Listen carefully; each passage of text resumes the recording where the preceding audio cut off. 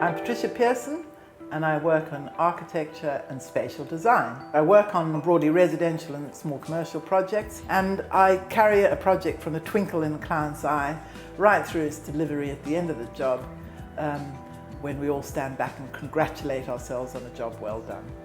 I go and see a client with a pretty open mind. I've probably seen every kind of version of all these things that they want to do in their mind before I get there, but it's really, having done this for a long time, I'm really open. I want to see what them and me and the building tell us is going to happen. You meet the client, you draw a lot of sketches, and then come up with a couple of proposals, come back, we talk around about it. I set up what I call a wish list, and we circulate that between us a lot.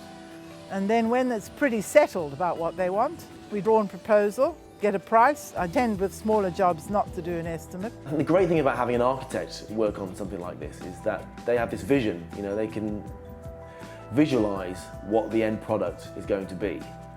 What we really wanted to do on this project was to make a much more livable kitchen dining room.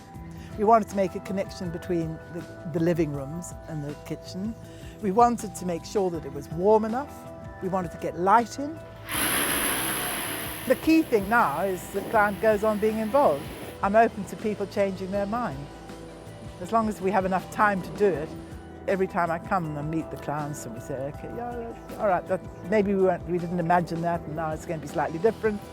We were going to put a door here, but we decided when we got it all open it was much nicer to leave it open and get all the rooms following through. I'm always looking for light. I always go and sit in the light.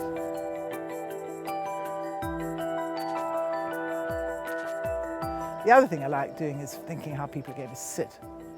Because, where you're going to have your meal is really important, where you're going to put your table, all those sort of things are nice to be thought about before you actually do the building work. Because if you think about it now, it'll look intentional and you won't know why. So when a job is finished, actually when the building work is initially finished, we have a point called practical completion, which is when we decide that the job is practically complete and the builder leaves, he goes off and does something else.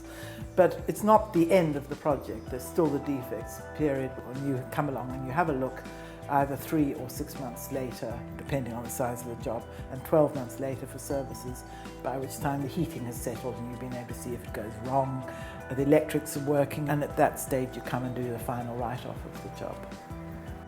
We're really pleased with it. It exceeded our expectations. When we were first thinking about having it done, I didn't really quite grasp how much benefit we'd get from this extra 2 metres. But when you see this 2 metres added to the rest of your kitchen, wow, it makes a massive difference. It's great having Patricia here because she knows what she's talking about. It's clear when she starts to talk about how this is going to look and what we're going to do, that she's done it before, and you feel safe. And it's exactly what we imagined it was going to be.